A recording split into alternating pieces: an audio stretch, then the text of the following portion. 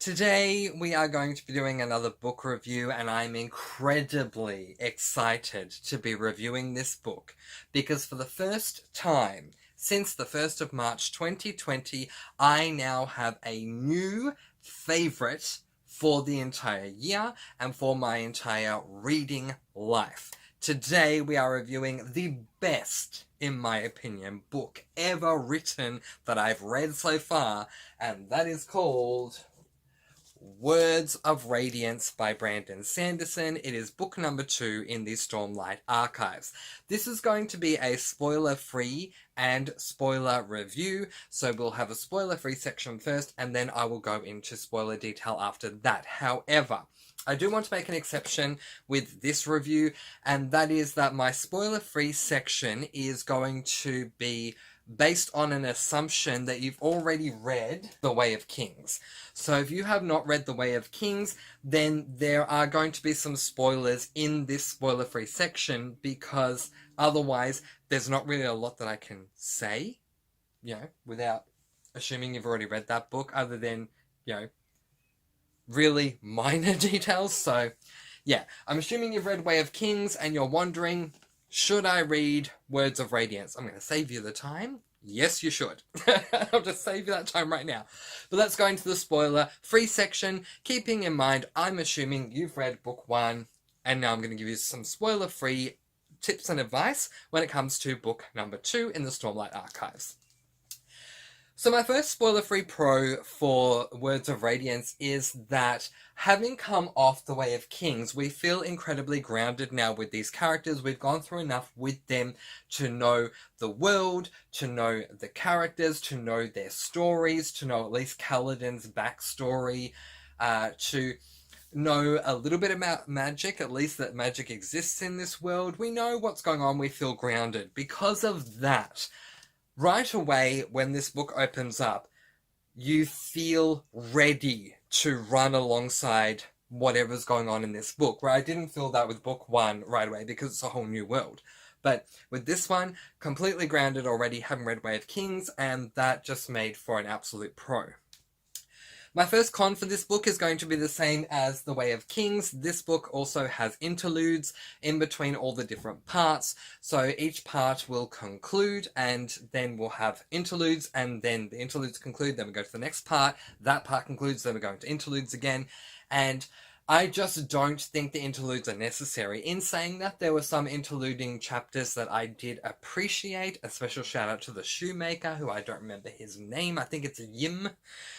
Because I just loved his chapter, and there are some others that I appreciated as well, but on the whole, I just really wasn't a fan of the interludes, and just really tried my best to kind of bang the interludes out, because I just didn't want to stop mid-interlude.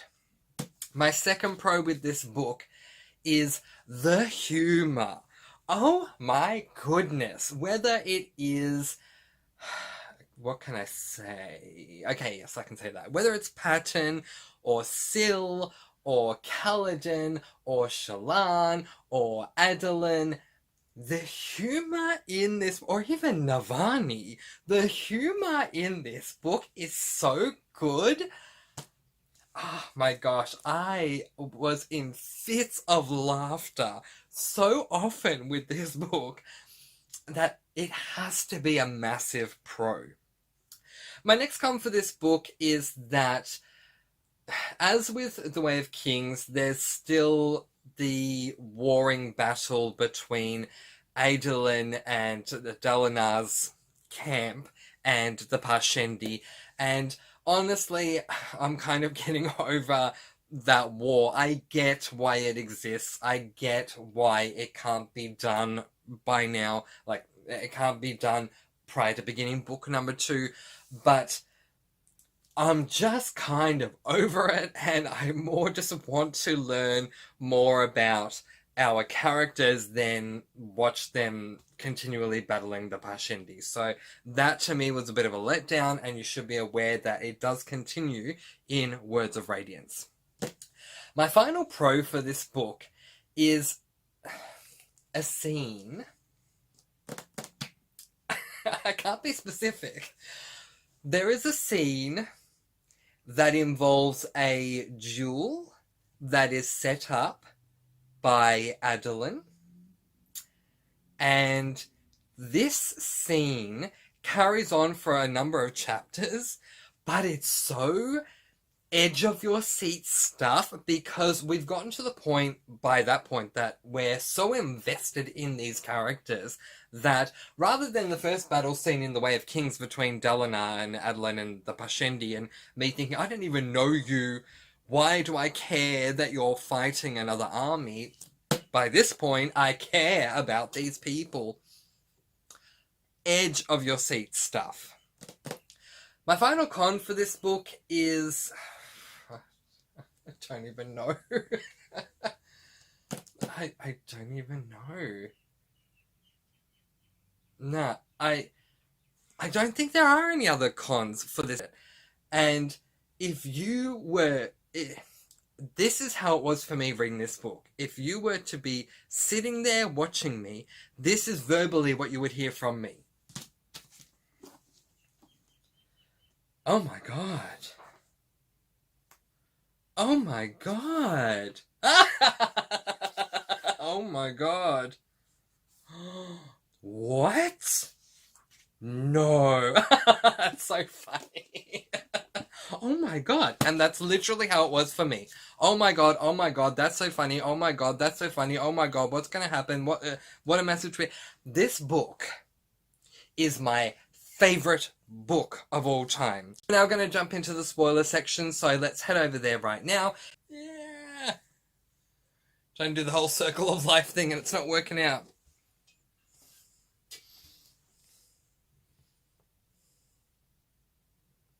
Let's talk spoilers. For Words of Radiance by Brandon Sanson, book number 2 in the Stormlight Archives. If you don't mind, I'm going to put it on my bookshelf because it's a little heavy to hold. This book, as I said in the spoiler-free section, and if you saw my reading vlog, you're probably sick of me saying it, but this book is undoubtedly my favourite book of 2020. Now, we've still got a month and 3/4 to go, so I might find another favourite somewhere. But if it doesn't change, this book has taken over the final empire, and that is saying a lot. So let's talk my thoughts on the book. Again, we're just going to go through characters. Let's start off with Jasnah, because Princess Jasnah is kind of the bookend, you know, the beginning and the end bookends to book 2. So Princess Jasnah is really worried that the Voidbringers are coming back, and she's discussing this with Shallan, and they're on a boat traveling to, I believe, the Shattered Plains. I don't really know, but I think that's where they're going.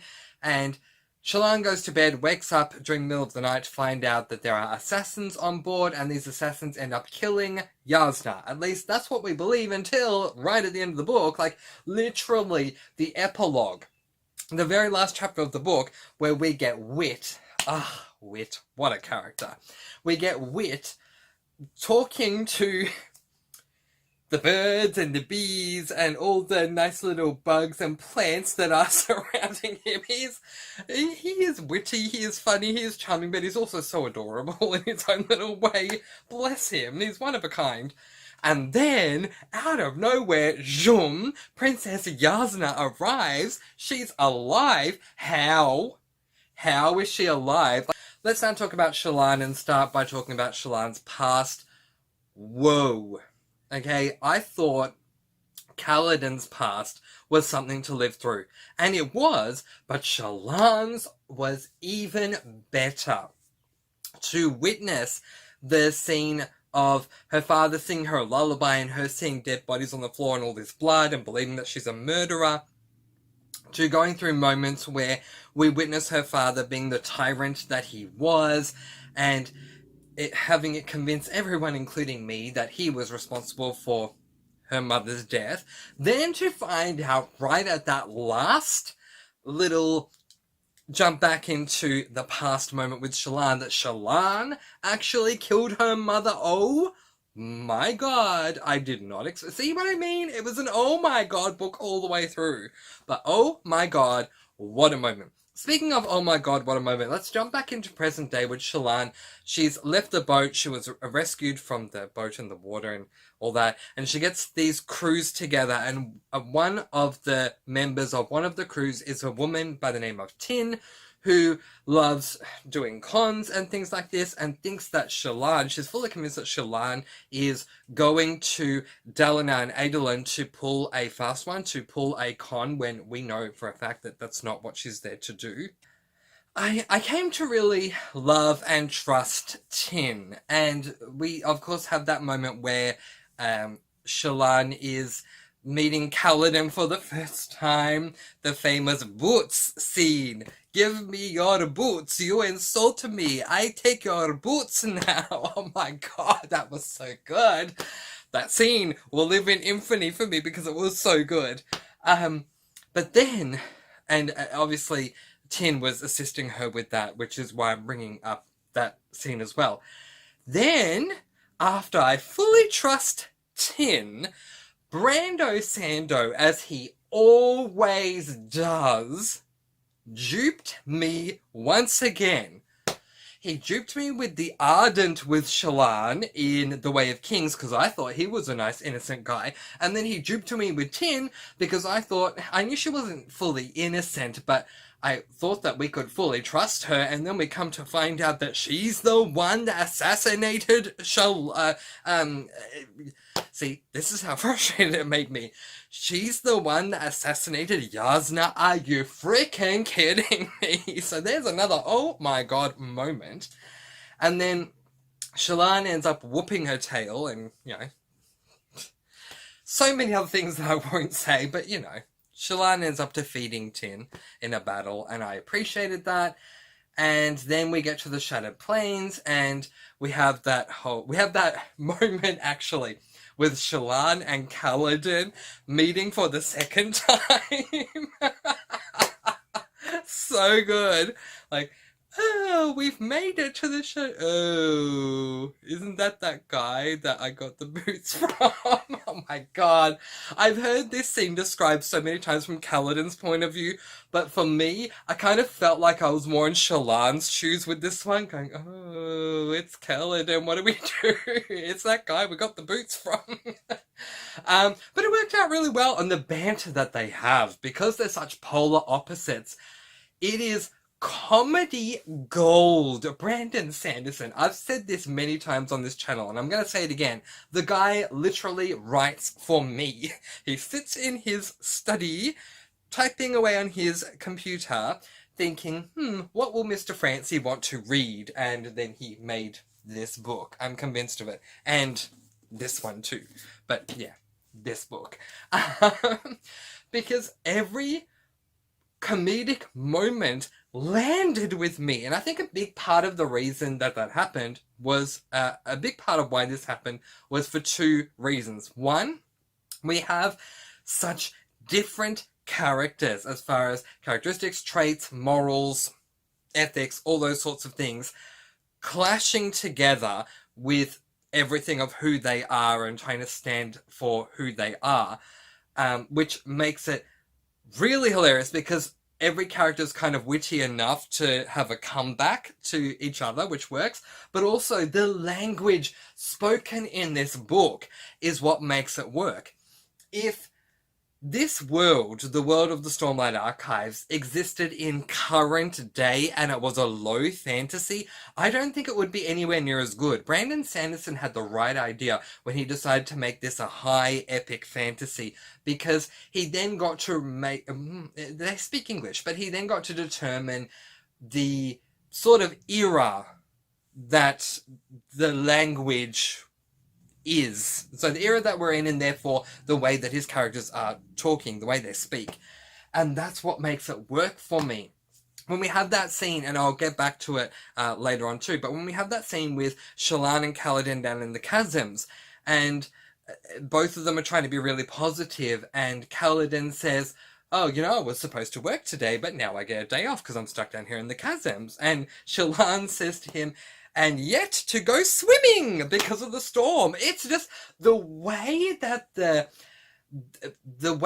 humor works really well because of the way that these characters speak. If they were speaking modern day English, it would not work. Like with Adeline, again, I'll get back to this in a moment too, but when Adeline was in prison and then he came, because he volunteered to come to prison, bless him, but when Kaladin was released from prison and he's walking with Adeline into the room where the bridge crew are, and Kaladin notices that Adeline is wearing a cologne, and he comments on it, and Adeline says, "My dear Bridgman, just because I'm in prison doesn't mean that I need to smell bad," or something like that. Yeah, it only works because of the way that they talk.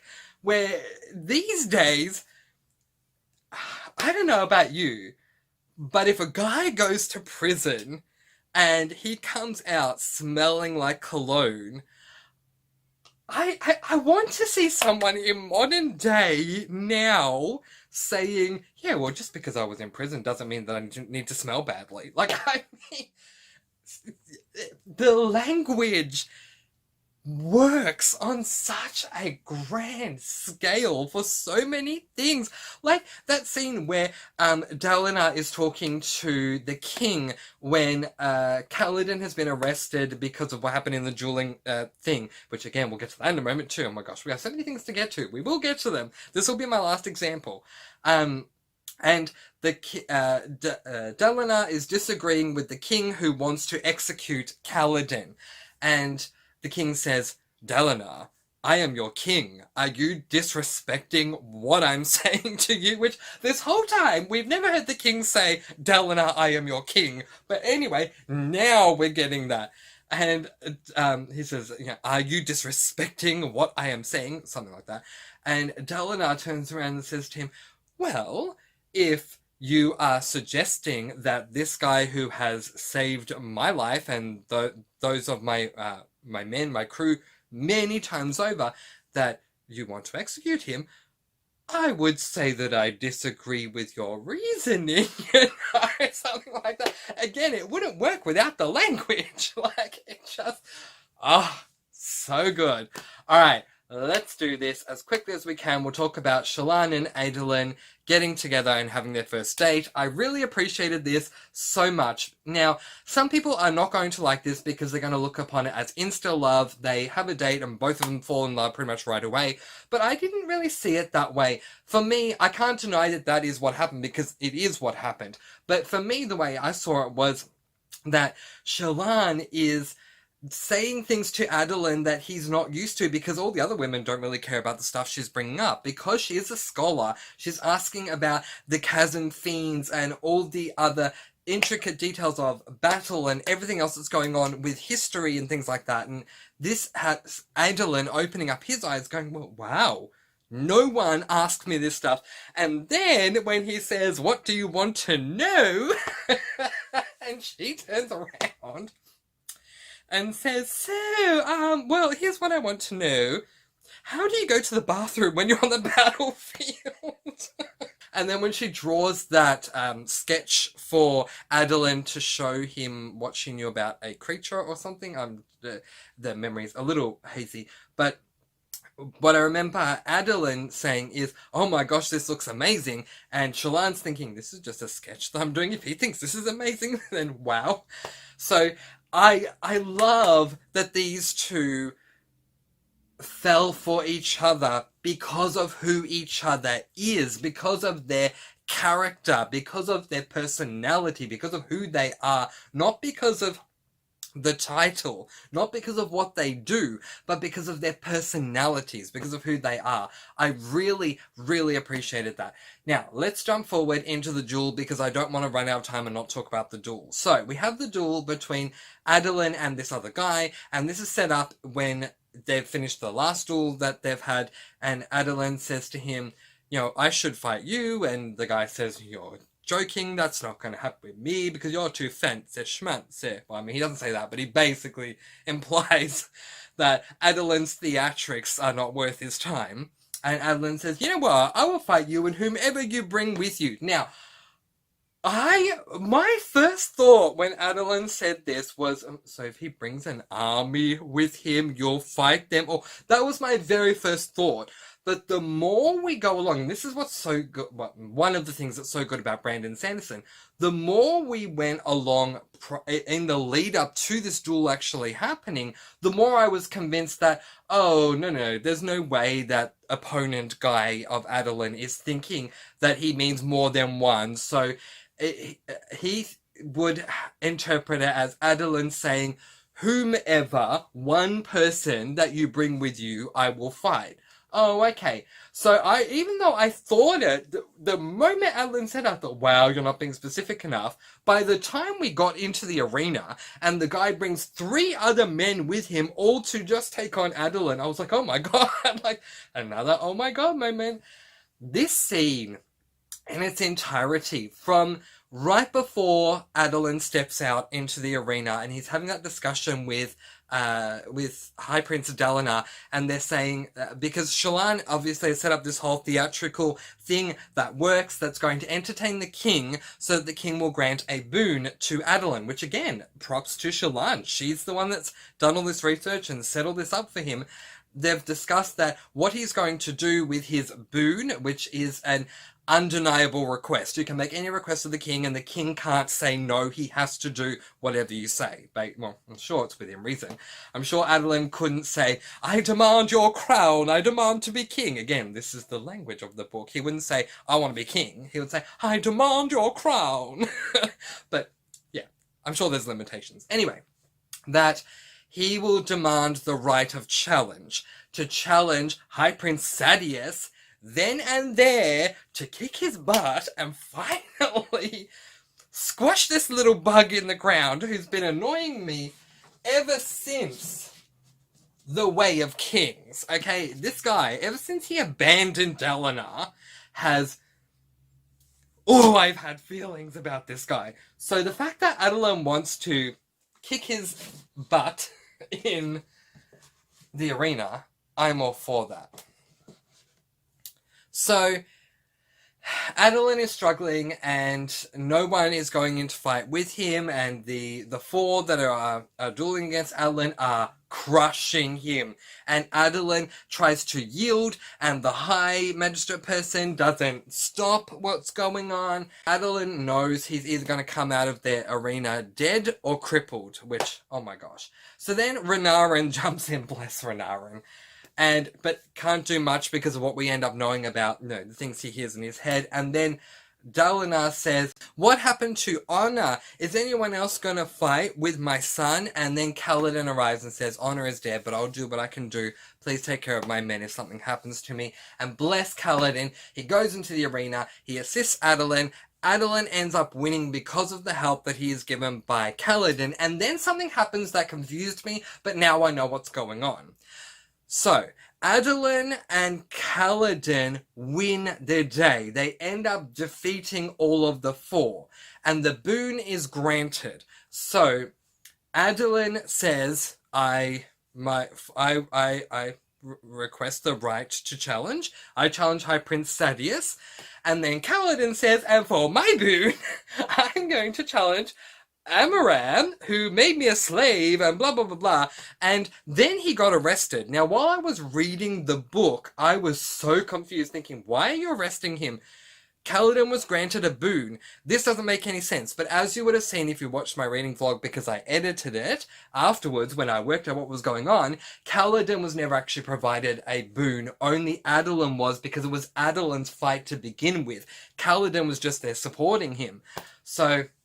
And then it's treason because of what he said about Amran. I'm still happy that Kaladin said what he says. I know a lot of people went, Kaladin, why are you doing this? Not me. I was saying, go Kaladin, you say it, man, because everything he put you through, finally you're getting your justice, and oh my god, and I fully believed that Sadeas and Amram were going to come out from the crowd and battle both of them right there in the arena, and I wanted to see that scene. Brandon Sanderson, you let me down with one thing. But obviously that didn't happen because Sadeas has now put everything off for a year, which, and Kaladin was dragged away and chained to a chair, and then we had that scene we spoke about earlier with the king and Dalinar, and how the king is saying, I think he should be executed because of what he said. To which my response when I was reading the book was, hang on, didn't you just grant him a boon and now you're saying you want... What's going on here? Like, I was so confused. I'm so glad I worked it out in the end that, again, it wasn't Kaladin's fight. It never was Kaladin's fight. Kaladin just stepped in to assist Adolin. So it was Adolin's fight. Adolin won the boon because it was his duel. So now that I get that, I get what's going on, but still. And then bless Dalinar for fighting the king, like verbally fighting back against the king to say, brightness or whatever. I'm never going to work out what they call these people because I keep forgetting. I know it when I'm reading it, but I keep thinking Your Highness. But anyway, it's not called Your Highness in this one. I think it's like brightness or whatever, bright one or... Anyway, Dalinar says to the king, no, in their language, in the way they speak, but basically, to modernize it, no, you can't kill him, to which the king takes it as a challenge, and back and forth, but eventually, Dalinar's smart enough with his words to convince the king to take the charge down to a lesser charge from being executed to imprisonment, and that's it. The king won't go any lower, and Dalinar says, fine. Then the king leaves, then Dalinar roughs up Kaladin, says, what do you think you were doing, and you're lucky that you get prison, and you better, take some time to think about what you've done. And I'm thinking, Dalinar, what he did for you, and now you're yelling at him? I mean, you've just listened to his sentence, which I do appreciate, but now what? What? Like, this is what I mean. Every moment in this book, aside from the interludes, every other moment in this book, my heart was racing because I'm either going, oh my god, or what? Or ha ha ha. Like, there was always something going on. So, anyway, then Kaladin ends up going to prison and all that stuff goes down. And he sees Wit and blah, blah, blah. And then we find out, as I've already said, that Adolin volunteered to go into prison next, like, as well. It's basically saying if Kaladin's going into prison, so am I. And apparently we didn't see this, but apparently he also said, but while I'm in there, I would like my cologne, because I'd like to smell good while I'm in prison. Bless him. God. I just love that. So then, when they're both released and they've had their back and forth banter about the cologne, they end up in that room with the rest of the bridgemen, and Adolin ends up making an announcement that because he, with the assistance of Kaladin and a little bit of Renarin, like a little bit, Renarin ran out onto the arena and then sat down because of what's going on in his head. But anyway, bless him, he tried. Because of the assistance of Kaladin, Adolin won the duel, and because he won the duel, they were playing for stakes, and the stakes were shard blades and shard armor. So because he received all this stuff, he was explaining to everyone what he had done with the shard armor. He then had one shard blade left, and he made a public declaration that he was giving the shard blade, the last remaining shard blade, over to Kaladin, which oh my gosh, I came out of The Way of Kings absolutely hating Adolin, questioning why he was there, and saying, this guy is literally here to play the role of the skeptic, and I just don't think he needs to be here. To fast forward to The Way of Kings, and I'm now loving this guy, and I'm now loving him even more because he wants to give Kaladin a shard blade. Oh my goodness. Because, I mean, in this world, a shard blade is like saying, I'm going to now hand you $100 million, basically. Like, this is massive if you have a shard blade. It means so much. It's worth a lot as far as monetary value, but it also puts you up to an incredibly high rank. And to have someone like Kaladin go from being a slave to being a bridge crew member to being a captain to getting a shard blade and being elevated even higher, considering he's a Dark Eyes, wow. But then Kaladin turns around and says, thank you very much, Moash, here you go, treat it well. And of course, Adolin turns around and says, excuse me, Bridgman, can we have a word? Again, the way they speak, I love it. Can we have a word? And not modern day language, which would have been something along the lines of, what the beep? But anyway, can we have a word? So they go and have a word. And Adeline's basically saying to him, I'm giving you a Shardblade. Do you know what this is going to do for you? Why would you not accept this? And Kaladin basically says, look, I have my reasons as to why I can't accept it. And we know it's because of his PTSD to do with Shardblades in the past, because of what happened with Amaran. But Amaram, because I keep saying Amaran, but it's Amaram. So what happened with him and Amaram and that whole thing where Kaladin should have had the Shardblade, but Amaram was evil and did what he did. So that's affected Kaladin, and that's why he doesn't want a Shardblade. And so my thought at that moment was, oh my goodness, Adeline, you've become such a nice guy. If you truly wanted to give the sword to Kaladin, and Kaladin truly wants the sword to go to Moash, you will respect his wishes. And Adeline did.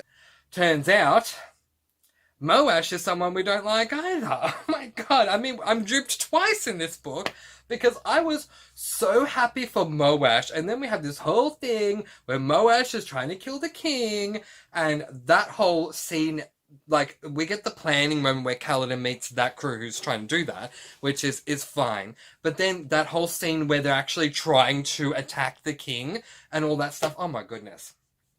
Oh my goodness. Moash, calm yourself. As a friend of mine once said, calm your farm. Aside from the duel, my second favourite moment, so my favourite moment in this book was the duel. My second favourite moment, Kaladin and Shallan fall into the chasm and are apparently the only two people who come out alive. They find each other. The back and forth banter as they're trying to get out of the chasm. I love the fact that Kaladin didn't care what he was saying to Shallan, and Shallan is so witty that she always has a comeback. Oh my goodness, so good.